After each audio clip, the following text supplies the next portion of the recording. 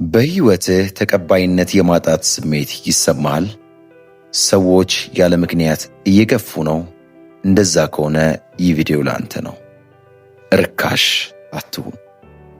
ማንም በሕይወትህ ልክ ዋጋ አይተምንልህ። አንተ የሆንከውን ያህል ማንም የሚገባህን አይሰጥህም። ሰዎች የአንተን ዋጋ መዝነው የሚከፍሉ አንተ ነህ ብለው ባሰቡት ልክ ብቻ ነው።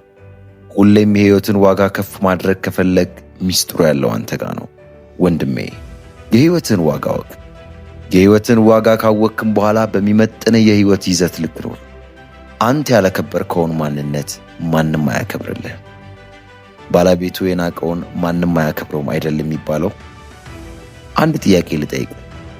አንተ ለራስህ ስንት ነህ? ምን ያህል ነኝ ብለህ ታስባለህ? ምን ይገባሃል? ሰዎች ለሕይወትህ ዋጋ እንዲሰጡና እንዲያከብሩ ከመጠየቅ በፊት አንተ መጀመሪያ የራስን ዋጋ ጠንቅቀህ እወቅ። ዋጋህን ካወቅክም በኋላ በሚመጥን የሕይወት ልክ ተመላለስ። በሚገባህም ልክ መኖር ጀምር። የአንተ መኖር አለመኖር ምንም ለውጥን ካላመጣ፣ ምንም ፋይዳ ከሌለው የሕይወት ዋጋ ምንድን ነው? የአንተ አለመኖር ምን ያጎድላል? አንተ በቀላሉ በሌላ ሰው የምትተካ ከሆነ ዋጋስ ምን ያህል ነው? አብዛኛውን ጊዜ ሰዎች እኛን በምን መልኩ እንደሚያስተናግዱን ወይም ትሪት እንደሚያደርጉን የምናስተምራቸውና የምንፈቅድላቸው ራሳችንን። ራሳችንን ስንንቅ ሰዎች እኛን ይንቁናል። ራሳችንን ባከበርነው ልክ ደግሞ ሰዎች እኛን ያከብሩናል። ራሳችንን ርካሽ አድርገን ካሰብን፣ ልክ የትም መሄጃ እንደሌለው ሰው ሆነን ከቀረብን፣ ሰዎች እንደ ተራና የትም መሄጃ እንደሌለው ሰው ያስተናግዱናል። የራስን ዋጋ ከሰጠ በተመንከው ዋጋ ልክ ይቀበለዋል። ሰዎች የአንተን መኖር ዋጋ እንዲሰጡ ቁልፍ ያለው አንተ ጋር ነው። ማንም እንደ ተራ ርካሽ ዕቃ የሚያገኝህና ተጠቅሞ ሲጨርስ ረግጦ የሚያልፍ የሰዎች መጠቀሚያ አትሁን። ባልጠሩ ስፍራ አቤት ብለህ አትሂድ። ዋጋህንም አታቃልል። ካልሾሙ መሪ ልሁን አትበል። ምንም ያህል አቅም ቢኖርህ ከመከበር ይልቅ ቦታ ያሳጣሃልና ነው። ሰዎች በምን መልኩ እንዲቀርቡ እንዲያስተናግዱ ነው የምትፈልገው? አሁንስ ቢሆን ሰዎች በምን መልኩ እየቀረቡና እያስተናገዱ ነው ያለውት? ይህን ጥያቄ በጥሞና ተመልከት።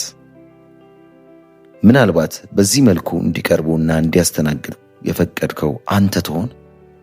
ጓደኞች፣ ሌሎችም ሰዎች፣ የመስሪያ ቤት ባልደረቦችም አንተ ሳትፈቅድ ሊንቁ፣ ሊያዋርዱ፣ ሊተቹ፣ ሊዘብቱቡ አይችሉም።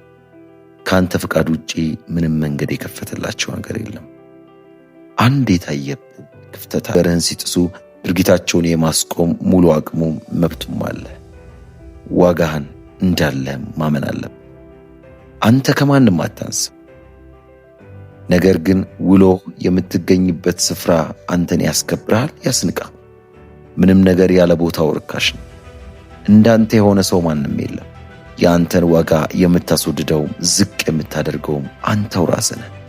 አላስፈላጊ እንደሆንክ ለራስህ ደጋግመህ ከነገርከው፣ አዎ አታስፈልግም፣ ግን አስፈላጊ እንደሆንክ ለራስህ ደጋግመህ ንገረው። የሰውነት ተመንህ፣ የሞራል መጠንህ፣ መንፈሳዊ ዋጋህን አታሳንስ። ሰዎች አንተን ራስን በገለጽክበት መንገድ ነው የሚተምኑ። ለራስ ዝቅተኛ ቦታ አትስጥ። በሁሉም ቦታ እየተገኘ ራስህን አታራክስ። ድንጋይ ብዙ ሰው እንደ ወርቅ የማይፈልገው ለምን ይመስላል? እንደ ዳይመንድ የማይመኘው በሁሉም ቦታ የሚገኝ ስለሆነ ነው። ለሚጠሩ ሁሉ አቤት እንሄድ ስሉ ወዴት ከሆነ መልስህ አትጠራጠር። ያንተም ዕጣ ፈንታ ልክ እንደዛ መረገጥ ይሆናል። አንተ ከማይገባ ቦታ ስትጠፋ ሁሉም ይፈልጋል፣ ሁሉም ያከብርሃል። ዋጋ በደንብ ይሰማቸዋል። በመኖርህ ከእነርሱ ጋር በመብዛት ያጣውን ዋጋ ርቀ ስትሄድ አጥብቀ ታገኘዋል። ወረት ብቻ በሆነበት በዚህ ዓለም ላይ አስተውል። ማንም ከመብዛት የተነሳ እንዲሰለቻቸው አታድርግ። ሰዎች ዋጋዬ እንዲገባቸው ምን ላድርግ ብሎ ለጠየቀው ጥያቄ ለማንም በቀላሉ አትገኝ። ማንም አቅልለው እንዲመለከትህ እንዲናገር አትፍቀድ። አሸርዳጅ አድርባይ አትሁን። ራስን ውደደው፣ ተቀበለው። ለራስ ትልቅ ቦታ ስጠው። የአንተን ዋጋ በሰዎች እንደማይተመን በተግባር አሳይ። የአንተ ልኬት ራስ ብቻ መሆንን አስታውስ። ክብር የሁሉም ሰው ፍላጎት ጥማትም ጭምር ነው። ነገር ግን ያንን ክብር የሚያገኙት ራሳቸውን አክብረው የሚያስከብሩ ብርቱ ሰዎች ብቻ ናቸው። ከራስ ሚዛን አንሰህ አትገኝ። ዋጋህን ጨምር። በቀላሉ በሰዎች አትመዘን፣ አትለካ። ፈጣሪ ከሰጠ ሰውነት በታች አትኑር። ርካሽ አትሁን። ውድ የቻናሌ ቤተሰቦች ለዛሬ ይዤላችሁ የመጣሁት ርካሽ አትሁን በሚል ትምህርት ያዘጋጀሁላችሁ ይህን ይመስላል።